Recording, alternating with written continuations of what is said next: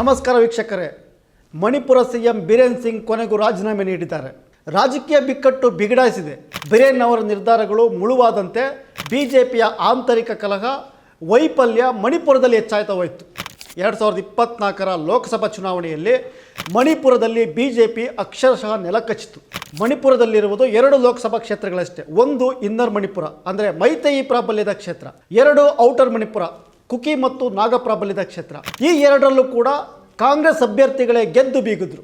ಆ ಮೂಲಕ ಮೈತೇಯಿ ಮತ್ತು ಕುಕಿ ಸಮುದಾಯಗಳೆರಡೂ ಕೂಡ ಬಿರೇನ್ ಆಡಳಿತಕ್ಕೆ ಬಿಜೆಪಿಯ ನಿರ್ಧಾರಗಳಿಗೆ ಬೇಸತ್ತಿದ್ದಾರೆ ಎಂಬ ಸಂದೇಶ ಮಣಿಪುರದಿಂದ ಹೊರಹೊಮ್ಮಿತು. ಮತಗಳಿಕೆಯಲ್ಲೂ ಗಣನೀಯವಾಗಿ ಕುಸಿತ ಕಂಡಿತ್ತು ಬಿಜೆಪಿ. ಇವೆಲ್ಲವೂ ಕೂಡ ಮಣಿಪುರದಲ್ಲಾಗ್ತಿರುವಂತಹ ಬೆಳವಣಿಗೆಗಳನ್ನು ಸೂಚ್ಯವಾಗಿ ಹೇಳ್ತಾ ಇದ್ದಾವೆ. 2023ರ ಮೇ 3ರಂದು ರಾಜ್ಯದಲ್ಲಿ ಹಿಂಸಾಚಾರ ಆರಂಭವಾಗಿತ್ತು.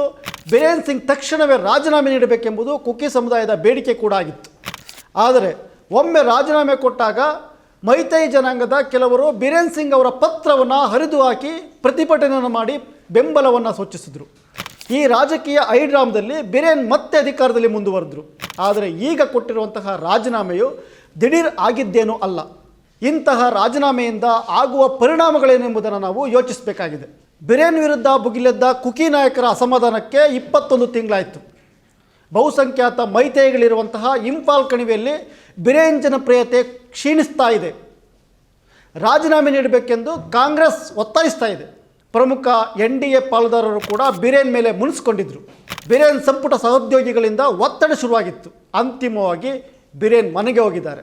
7 ಮಂದಿ ಬಿಜೆಪಿ MLAಗಳನ್ನು ಒಳಗೊಂಡ ಕುಕಿ ಗುಂಪಿನ 10 ಜನ MLAಗಳು 2023ರ ಮೇ 3ರಂದು ಶುರುವಾದಂತಹ ಹಿಂಸಾಚಾರಕ್ಕೆ ಬಿರೇನ್ ಅವರ ನೇರೆ ಹೊಣೆಗಾರರು ಅಂತ ಹೇಳ್ತಾ ಬಂದಿದ್ದರು. ಲೋಕಸಭೆಯ ಚುನಾವಣೆಯ ಬಳಿಕ ಅವರ ರಾಜೀನಾಮೆಗೆ ಒತ್ತಾಯಗಳು ಆರಂಭವಾದವು. ಮುಖ್ಯಮಂತ್ರಿಯನ್ನು ಬದಲಿಸುವಂತೆ ಕೋರಿ ಕಣಿವೆ ಭಾಗದ ಬಿಜೆಪಿ ಶಾಸಕರು ಪಕ್ಷದ ಕೇಂದ್ರ ನಾಯಕರ ಮುಂದೆ ತಿಂಗಳುಗಟ್ಟಲೆ ಅಲೆದಾಡಿದ್ರು. 2024ರ ಅಕ್ಟೋಬರ್ನಲ್ಲಿ ಪ್ರಧಾನಿ ಕಚೇರಿಗೂ ಕೂಡ ದೂರನ್ನು ಕೊಟ್ಟಿದ್ದರು. ಆದರೂ ಬಿಜೆಪಿಯ ಕೇಂದ್ರ ನಾಯಕರು ಬಿರೇನ್ ಅವರನ್ನು ಬೆಂಬಲಿಸ್ತಲೇ ಇದ್ದರು. ಬಿರೇನ್ ಅವರ ರಾಜೀನಾಮೆ ಅವರ ಸಚಿವ ಸಂಪುಟದ ನಡುವಿನ ರಾಜಕೀಯ ಬಿರುಕಿನ ಪರಿಣಾಮವಾಗಿರ್ಬೋದು ಅಂತಾರೆ ಕುಕಿ ಸ್ಟೂಡೆಂಟ್ ಅಸೋಸಿಯೇಷನ್ನ ಗ್ರೇಸ್.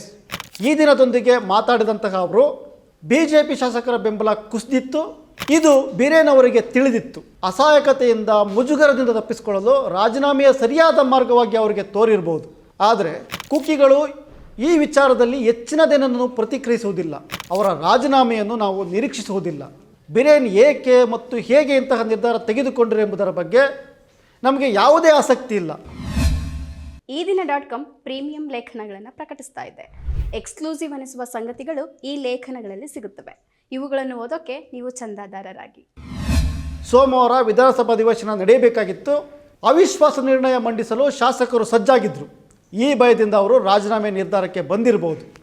ಈ ಸಂದಿಗ್ಧ ಪರಿಸ್ಥಿತಿಯಲ್ಲಿ ರಾಜೀನಾಮೆ ನೀಡಿರುವುದರಿಂದ ಮಣಿಪುರದ ಸಂಘರ್ಷದ ಸ್ವರೂಪದಲ್ಲಿ ಏನೇನು ಬದಲಾವಣೆ ಆಗೋದಿಲ್ಲ ಅಂತಾರೆ ಗ್ರೇಸ್. ಬಿಜೆಪಿ ಪ್ರದರ್ಶಿಸುತ್ತಿರುವಂತಹ ರಾಜಕೀಯ ನಾಟಕವೆಂದೇ ಕುಕಿಗಳು ಇದನ್ನು ನೋಡ್ತೇವೆ. ಈ ಬಿರೇನ್ ಸಿಂಗ್ ಕೆಳಗಿಳಿದರೆ ಮತ್ತೊಬ್ಬ ಬಿರೇನ್ ಸಿಂಗ್ ಶೀಘ್ರದಲ್ಲಿ ಅಧಿಕಾರಕ್ಕೆ ಏರ್ತಾರೆ. ಇತರೆ ಬಿಜೆಪಿ ಶಾಸಕರು, ಕುಕಿ ಶಾಸಕರು ಮತ್ತು ಕಾಂಗ್ರೆಸ್ ಇಟ್ಟಿರುವಂತಹ ಅವಿಶ್ವಾಸ ನಿರ್ಣಯವನ್ನು ತಪ್ಪಿಸುವುದಕ್ಕಾಗಿ ರಾಜೀನಾಮೆ ಕೊಟ್ಟಿದ್ದಾರೆ. ನಮ್ಮ ಬೇಡಿಕೆಗಳು ಹಾಗೆ ಉಳಿದಿವೆ ಎಂಬುದು ಗ್ರೇಸ್ ಅವರ ಸ್ಪಷ್ಟ ನುಡಿಯಾಗಿತ್ತು. ಬಿಜೆಪಿಯೊಳಗಿನ ಬಿರೇನ್ ಅವರ ನಿಷ್ಠಾವಂತರು ಮತ್ತು ಭಿನ್ನಮತೀಯರ ನಡುವಿನ ಭಿನ್ನಾಭಿಪ್ರಾಯವು ತೀವ್ರಗೊಂಡಿದ್ದು ಖಂಡಿತ ನಿಜ. ವಿಧಾನಸಭಾ ಅಧಿವೇಶನ ಸಮೀಪಿಸುತ್ತಿದ್ದಂತೆ ಭಾನುವಾರ ಬೆಳಗ್ಗೆ 2 ಗುಂಪುಗಳು ಕೂಡ ಪ್ರತ್ಯೇಕವಾಗಿ ಸಭೆಯನ್ನು ಮಾಡಿದ್ದು. ಸಿಎಂ ಅವರ ಟೀಕಾಕಾರರಲ್ಲಿ ಒಬ್ಬರಾದಂತಹ ಸ್ಪೀಕರ್ ಸತ್ಯಬ್ರತ ಸಿಂಗ್ ಅವರು ಕಳೆದ ವಾರ ದೆಹಲಿಗೆ ಭೇಟಿಯನ್ನು ನೀಡಿ ಬಿಜೆಪಿ ಅಧ್ಯಕ್ಷರಾದಂತಹ JP ನಡ್ಡಾ ಅವರನ್ನು ಸಂಪರ್ಕಿಸಿದರು. ಬಿರೇನ್ ಅವರಿಗೆ ಎದುರಾಗಲಿರುವ ಅವಿಶ್ವಾಸ ನಿರ್ಣಯದ ಬಗ್ಗೆ ಸತ್ಯಬ್ರತ ಅವರು ತಿಳಿಸಿದರು. ಈ ಕುರಿತು ಮಾಧ್ಯಮಗಳು ಕೂಡ ವರದಿ ಮಾಡಿದ್ದವು. ಅವಿಶ್ವಾಸ ನಿರ್ಣಯ ಮಂಡಿಸುವುದನ್ನು ತಪ್ಪಿಸಲು ಆಗೋದಿಲ್ಲವೇ ಅಂತ ಸ್ಪೀಕರ್ ಅವರಲ್ಲಿ ನಡ್ಡಾ ಅವರು ಕೇಳಿದಂಥ ಸಂದರ್ಭದಲ್ಲಿ ಅದನ್ನು ತಡೆಯಲು ಖಂಡಿತ ಸಾಧ್ಯವಿಲ್ಲ ಅಂತ ಸ್ಪಷ್ಟನೆಯನ್ನು ನೀಡಿರುವುದಾಗಿ ಮಾಧ್ಯಮಗಳು ವರದಿಯನ್ನು ಮಾಡಿದ್ದು. ಮಣಿಪುರ ಗ್ರಾಮಾಭಿವೃದ್ಧಿ ಮತ್ತು ಪಂಚಾಯತ್ ರಾಜ್ ಸಚಿವ ನಮ್ ಖೇಮ್ಚಂದ್ ಸಿಂಗ್ ಅವರು ಕೂಡ ಬಿರೇನ್ಗೆ ಬಿಸಿ ತುಪ್ಪವಾಗಿದ್ದರು. ಮುಖ್ಯಮಂತ್ರಿಯನ್ನು ಬದಲಿಸದಿದ್ದರೆ ಸರ್ಕಾರ ಪತನಗೊಳ್ಳುವ ಸಾಧ್ಯತೆ ಇದೆ ಎಂದು ಅವರು ಬಿಜೆಪಿ ನಾಯಕರಲ್ಲಿ ಹೇಳಿರುವುದಾಗಿ ಕೂಡ ಮಾಧ್ಯಮಗಳು ವರದಿ ಮಾಡಿದ್ವು. ರಾಜ್ಯಪಾಲ AK ಬಲ್ಲಾ ಅವರು ಫೆಬ್ರವರಿ 4ರಂದು ಕೇಂದ್ರ ಗೃಹ ಸಚಿವ ಅಮಿತ್ ಶಾ ಅವರನ್ನು ಭೇಟಿ ಮಾಡಿ ಪರಿಸ್ಥಿತಿಯ ಬಗ್ಗೆ ವಿವರಣೆಯನ್ನು ನೀಡಿದರು. ಫೆಬ್ರವರಿ 5ರಂದು ಬಿರೇನ್ ಸಿಂಗ್ ಅವರು ದೆಹಲಿಗೆ ಪ್ರಯಾಣವನ್ನು ಬೆಳೆಸಿದ್ರು. ಆದರೆ ಅಮಿತ್ ಶಾ ಅವರನ್ನು ಭೇಟಿ ಮಾಡಲಿಕ್ಕೆ ಅವರು ಲಭ್ಯವಾಗಿರಲಿಲ್ಲ. ಆಂತರಿಕ ಬಿಕ್ಕಟ್ಟು ತೀವ್ರವಾದಂತೆ ಭಾನುವಾರ ಮತ್ತೆ ಅಮಿತ್ ಶಾ ಮತ್ತು ನಡ್ಡಾ ಅವರನ್ನು ಭೇಟಿ ಮಾಡಿದ್ರು. ಸುಮಾರು 2 ಗಂಟೆಗಳ ಚರ್ಚೆಗಳ ನಂತರ ಅವರ ರಾಜೀನಾಮೆ ನಿರ್ಧಾರ ಹೊರಬಿದ್ದಿದೆ. ಎಲ್ಲದಕ್ಕೂ ಒಂದು ಸಮಯ, ಸ್ಥಳ ಮತ್ತು ಪರಿಸ್ಥಿತಿ ಇದ್ದೇ ಇರುತ್ತದೆ. ನಾವು ಬಹಳ ಸಮಯದಿಂದ ರಾಜೀನಾಮೆಗೆ ಒತ್ತಾಯಿಸ್ತಲೇ ಇದ್ದೆವು. ಆದರೆ ಶಾಸಕರು ಇನ್ನಷ್ಟು ದಿನ ಸಹಿಸಿಕೊಳ್ಳಲಾರರು. BJP, NPF ಅಂದರೆ ನಾಗಾ ಪೀಪಲ್ ಫ್ರಂಟ್ ಮತ್ತು NPP ನಾಗಲ್ ಪೀಪಲ್ ಪಾರ್ಟಿಯಲ್ಲಿ ನಮ್ಮ ಬಣದ ಅಂದರೆ ಬಿರೇನ್ ಸಿಂಗ್ ಬಣದ ಹೆಚ್ಚಿನ ಜನರು ನಮ್ಮ ಬಣದಲ್ಲಿದ್ದಾರೆ ಅಂತ ಬಿರೇನ್ ಸಿಂಗ್ ಅವರ ರಾಜೀನಾಮೆಗೆ ಒತ್ತಾಯಿಸಿದಂತಹ BJP ಶಾಸಕರಲ್ಲಿ ಒಬ್ಬರು ಹೇಳಿಕೆಯನ್ನು ನೀಡಿದರು. NPP ಮತ್ತು NPF ಇವು BJPಯ ಮಿತ್ರ ಪಕ್ಷಗಳು. ಅಂದರೆ BJPಯ ಮಿತ್ರ ಪಕ್ಷಗಳಾಗಿದ್ದರೂ ಕೂಡ ಬಿರೇನ್ ವಿರುದ್ಧ ನಿಂತಿವೆ. ಮಾನಸಿಕವಾಗಿ ಮತ್ತು ಭೌಗೋಳಿಕವಾಗಿ ಮಣಿಪುರ ಇಬ್ಬಾಗವಾಗಿ 21 ತಿಂಗಳಾಯಿತು. ಈ ರಾಜೀನಾಮೆಯು ಏನಾದರೂ ಬದಲಾವಣೆ ತರುತ್ತಾ ಅಂತ ನಾವು ಯೋಚನೆ ಮಾಡಬೇಕಾಗಿದೆ. ಮತ್ತು ಗ್ರೇಸ್ ಅವರ ಮಾತನ್ನು ಉಲ್ಲೇಖಿಸೋದಾದರೆ, ಕುಕಿಗಳಿಗೆ ಪ್ರತ್ಯೇಕ ಆಡಳಿತ ವ್ಯವಸ್ಥೆ ಬೇಕೆಂಬ ನಿರ್ಧಾರ ಎಂದಿಗೂ ಬದಲಾಗುವುದಿಲ್ಲ. ಕುಕಿಗಳು ಪ್ರತ್ಯೇಕ ಶಾಸಕಾಂಗ ಹೊಂದುವಂತೆ ಸಂವಿಧಾನದ 239A ವಿಧಿಯ ಅಡಿಯಲ್ಲಿ ಕೇಂದ್ರಾಡಳಿತ ಪ್ರದೇಶ ಸ್ವರೂಪದ ಪ್ರತ್ಯೇಕ ಆಡಳಿತ ರೂಪಿಸಲೇಬೇಕು. ಅದುವೇ ನಮ್ಮ ನಿಜವಾದ ಬೇಡಿಕೆ ಅಂತಾರೆ ಗ್ರೇಸ್. ಇದು ಕುಕಿ ಸಮುದಾಯದ ಒಬ್ಬ ಪ್ರತಿನಿಧಿ ಹೇಳುವಂಥ ಮಾತು. ಮಣಿಪುರದಲ್ಲಿ ಬಿರೇನ್ ಅವರ ರಾಜೀನಾಮೆ ಅಂತಹ ಪರಿಣಾಮವೇನೂ ಬೀರೋದಿಲ್ಲ ಎಂಬುದು ಮೇಲುನೋಟಕ್ಕೆ ಕಾಣ್ತಾ ಇದೆ.